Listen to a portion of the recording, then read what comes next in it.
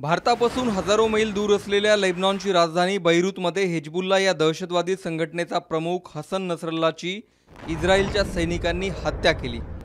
नसरल्ला हा एक मोठा नेता होता आणि त्याला मानणारा वर्गही तेवढाच आहे। त्यामुळे इराण आणि मध्य पूर्वेतील देशांमध्ये त्याच्या मृत्यूचा शोक होणं स्वाभाविक होतं। पण या हत्येनंतर भारतात एक अशी घटना घडली ज्याची कल्पनाही कुणी केली नसेल।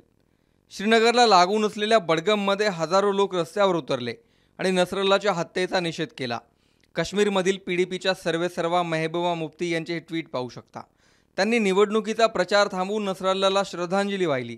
या लोकांच्या हातात नसरल्लाचे बॅनर दिसतात, श्रद्धांजलीचे फलक दिसतात।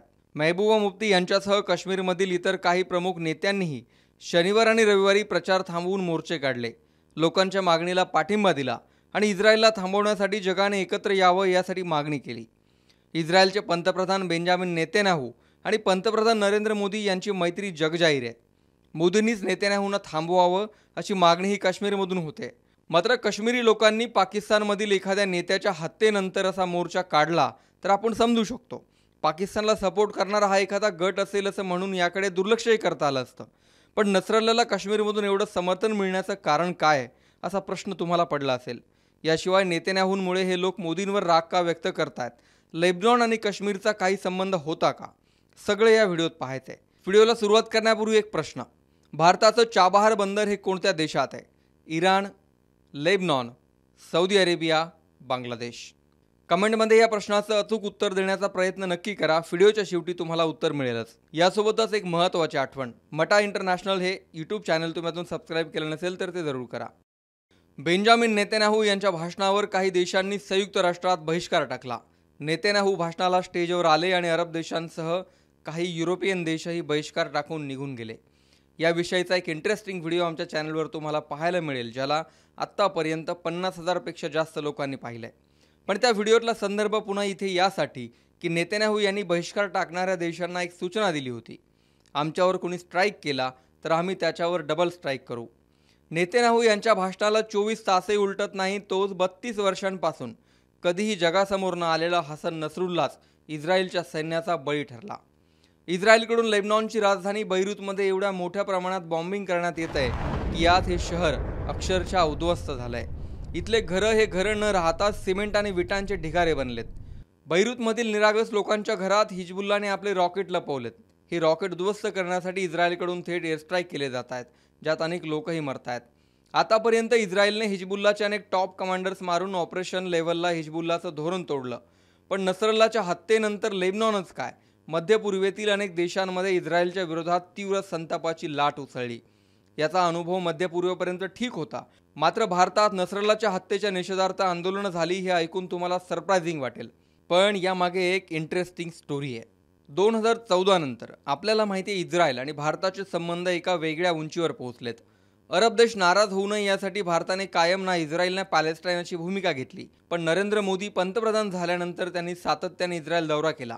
बेंजामिन नेतन्याहू यांच्यासोबत तर त्यांचे संबंध अत्यंत वैयक्तिक स्तरावरही आहेत। 2019ला जेव्हा पुलवामा हल्ला झाला आणि त्यानंतर भारत पाकिस्तान यांचा संघर्ष वाढला, बालाकोट एअर स्ट्राईक झाला, तेव्हा इस्रायल हा जगातला पहिला देश होता की ज्यांनी जाहीरपणे सांगितलं, आम्ही भारतासोबत आहोत। भारताला या कठीण काळात काहीही मदत लागली तर इस्रायल ठामपणे उभा असेल। हे संबंध पुढे असेच वाढत गेले आणि यामुळे पॅलेस्टाईन मुद्द्यावर भारताची भूमिका हळूहळू बदलत गेली। भारताने कायम इस्रायलच्या बाजूचीच भूमिका घेतली, त्याचं ताजं उदाहरण नुकतंच संयुक्त राष्ट्रात पाहायला मिळालं। इस्रायल आणि पॅलेस्टाईन वादावर संयुक्त राष्ट्रात प्रस्ताव आल्यानंतर दरवेळी जे मतदान होतं त्यात कोणता देश कोणाच्या बाजूनी आहे आणि कोणाचे संबंध कोणत्या देशासोबत कसे आहेत ते यावेळी जगजाहीर होतं। इस्रायलच्या विरोधातला प्रस्ताव यावेळी आणण्यात आला। भारताने पुन्हा एकदा इस्रायलला फायदा होईल अशीच भूमिका घेतली। या स्टोरीमागेही एक इतिहास आहे। एकेकाळी भारताचे संबंध इस्रायलपेक्षा पॅलेस्टाईनसोबत अधिक जवळचे होते हे ऐकून तुम्हाला विश्वास बसणार नाही। 1947ला पॅलेस्टाईनचं विभाजन करून इस्रायलची निर्मिती झाली। या विभाजन प्रस्तावाला भारताने संयुक्त राष्ट्रात विरोध केला। अरब देशांनी इस्रायलच्या निर्मिती विरोधात भूमिका घेतली, त्याला भारतानेही पाठिंबा दिला। 1974ला पॅलेस्टाईन लिबरेशन ऑर्गनायझेशनला मान्यता देणारा भारत हा पहिला बिगर अरब देश होता। 1988ला पॅलेस्टाईनला स्वतंत्र देश म्हणून मान्यता देणारा भारत हा पहिला देश होता। भारताने इस्रायलला स्वतंत्र देश म्हणून 1950 मध्ये मान्यता दिली, मात्र मात्र 1992 पर्यंत राजनैतिक संबंध प्रस्थापित करणं टाळलं. इस्रायल मुद्द्यावर कायम मौन होता. 2014 नंतर भारत आणि इस्रायलचे संबंध सुधारण्यास सुरुवात झाली. पंतप्रधान मोदी आणि इस्रायलचे पंतप्रधान बेंजामिन नेतन्याहू चांगले मित्र बनले. मोदींनी अनेकदा इस्रायलचा दौरा केला. दोन्ही देशातला व्यापार वाढला. भारताकडून इस्रायल निर्मित $2 बिलियन किमतीचे शस्त्र खरेदी करण्यात आले. 7 ऑक्टोबर 2023 रोजी गाझामधील संकटावर प्रस्ताव आला. यावेळी भारताची अनुपस्थिती होती. भारताने प्रस्तावाच्या मतदानावेळी अनुपस्थित राहून एक प्रकारे इस्रायलला पाठिंबा दिला. सध्या भारताच्या परराष्ट्र धोरणात जो बदल आलाय त्याने इस्रायलला विरोध करणारा जो वर्ग आहे तो भारतावर नाराज असतो. 50च्या दशकापासून भारताने पॅलेस्टाईनला कायम जवळचा मित्र मानलं आणि इस्रायलवर बोलणं टाळलं. पॅलेस्टाईनच्या विरोधात भूमिका घेतली तर अरब देश नाराज होतील आणि भारताला तेलाचा पुरवठा थांबवला जाईल अशी भीती असायची. त्यामुळे नेहरूंपासून ते इंदिरा गांधी आणि पुढे राजीव गांधींपर्यंत भारताने पॅलेस्टाईनला कधीही नाराज होऊ दिलं नाही. त्यामुळे अरब देशांसोबत संबंध चांगले राहिले. 1992ला जेव्हा पहिल्यांदा काँग्रेसमधून गांधी कुटुंबाच्या बाहेरचा पंतप्रधान झाला तेव्हा PV नरसिम्हा राव यांच्या काळात भारताने इस्रायलसोबत डिप्लोमॅटिक रिलेशन्स प्रस्थापित केले. मोदींच्या काळात तर हे सगळं जिओपॉलिटिक्स बदलून गेलं. मोदींनी एकीकडे अरब देशांना खुश ठेवलं, इस्रायलला विरोध करणाऱ्या देशांसोबतही संबंध चांगले ठेवले आणि इस्रायलसोबतचे संबंधही एका वेगळ्या उंचीवर नेले. आता या सगळ्यानंतर भारतातून काश्मीरच्या लोकांनी इस्रायलला विरोध करणं यामागेही बरीच कारणं आहेत. हसन नसरल्ला हा एक शिया मुस्लिम नेता होता. शिया मुस्लिमांमध्ये त्याला मोठ्या प्रमाणात मान्यता आहे. काश्मीरमध्ये शिया मुस्लिम मोठ्या प्रमाणात आहेत आणि त्यामुळेच हत्येच्या निषेधार्थ हे लोक रस्त्यावर उतरले. आम्ही पॅलेस्टाईनला पाठिंबा देतोय आणि पॅलेस्टाईनला पाठिंबा देणारे आवाज इस्रायलकडून दाबले जात आहेत असा दावा करून जे काश्मीरी नेते रस्त्यावर उतरले त्यांनी लोकांची अक्षरशः दिशाभूल केली. कारण काश्मीर प्रश्नावर खुद्द पॅलेस्टाईनची भूमिकाच भारताच्या बाजूने राहिली आहे. पॅलेस्टाईनसोबत भारताचे संबंध एवढे चांगले होते की पॅलेस्टाईनचे नेते पाकिस्तानपेक्षा भारताला आपला जवळचा मित्र मानायचे. 2000 साली पॅलेस्टाईनचे तत्कालीन राष्ट्राध्यक्ष यासीर अराफत यांनी काश्मीर प्रश्नावर भारताला जाहीर पाठिंबा दिला होता.